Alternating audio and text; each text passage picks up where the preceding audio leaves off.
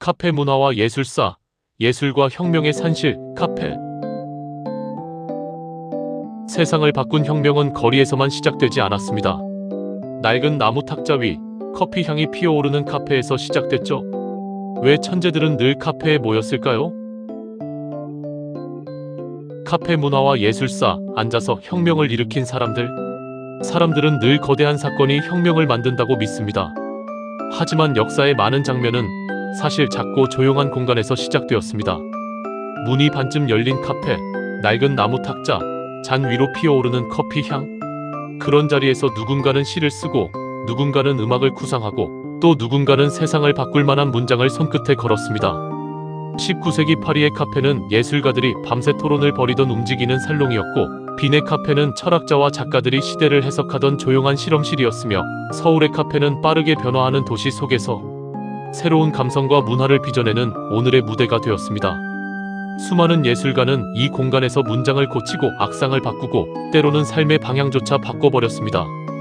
그들은 뛰어다니며 혁명을 일으킨 적이 없습니다. 그저 앉아서 생각했고 나누었고 창조했습니다. 그리고 그 작은 건물 안에서 만들어진 진동은 수십 년, 수백 년을 지나 지금 우리의 감각까지 닿아 있습니다. 자, 이제 우리는 파리의 카페에서 시작해 빈의 사색적인 카페를 지나 서울의 감성 문화가 태어나는 공간까지 여행을 떠나보려 합니다. 커피 한 잔을 곁에 두고 천천히 이어가겠습니다. 파리 카페, 예술가들이 밤을 지새우던 움직이는 살롱. 17세기 이후 카페는 커피의 도시 파리를 대표하는 공공공간으로 자리 잡았습니다.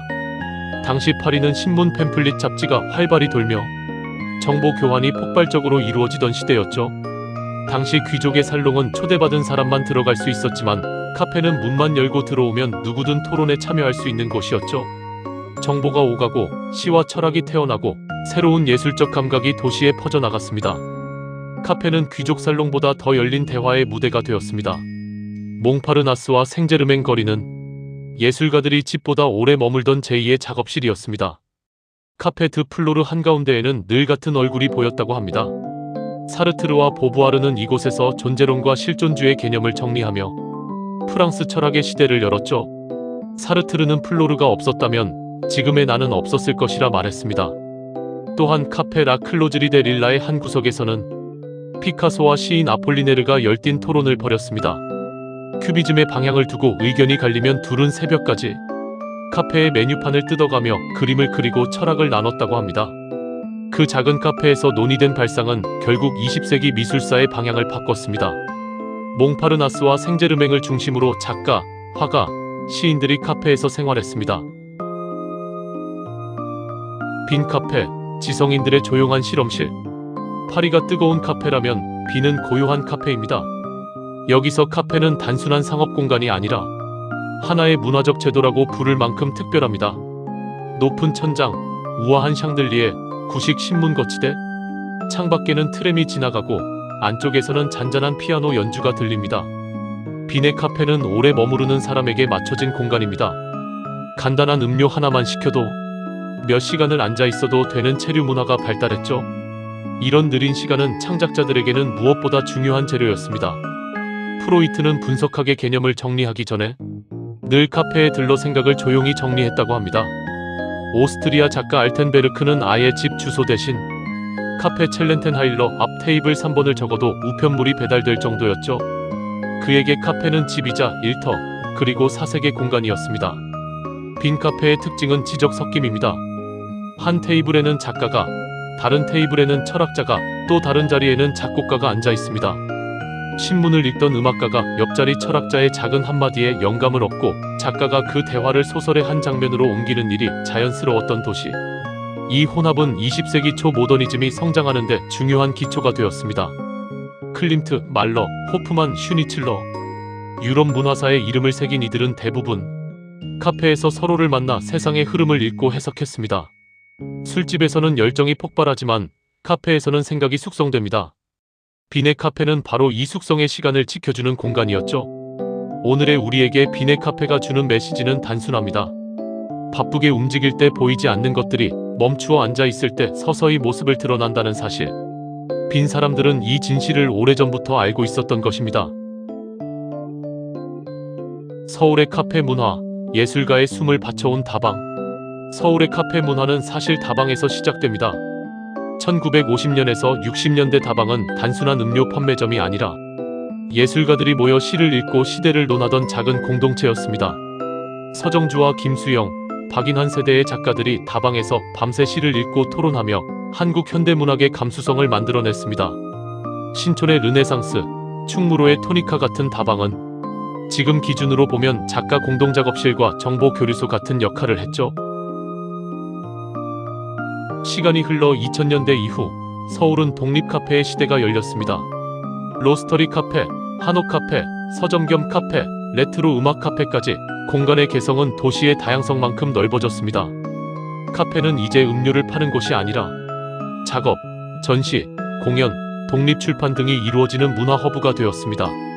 서울의 카페는 빠르게 돌아가는 도시 속에서 감성을 회복하는 공간입니다. 잠깐의 정지, 작은 사색, 나만의 호흡이 허락되는 곳. 그리고 그 시간 속에서 새로운 문장이 태어나고 새로운 창작자들이 자라납니다. 오늘도 누군가는 서울의 작은 테이블에서 삶과 시대를 기록하는 새로운 글을 쓰고 있을 것입니다. 그 글은 어쩌면 앞으로의 예술사를 바꿀지도 모릅니다. 혁명은 늘 거창하지 않게 시작되니까요. 커피가 창작자 뇌에 미치는 영향, 한 잔의 힘의 과학. 세계적으로 커피를 사랑하는 예술인들이 많이 있습니다.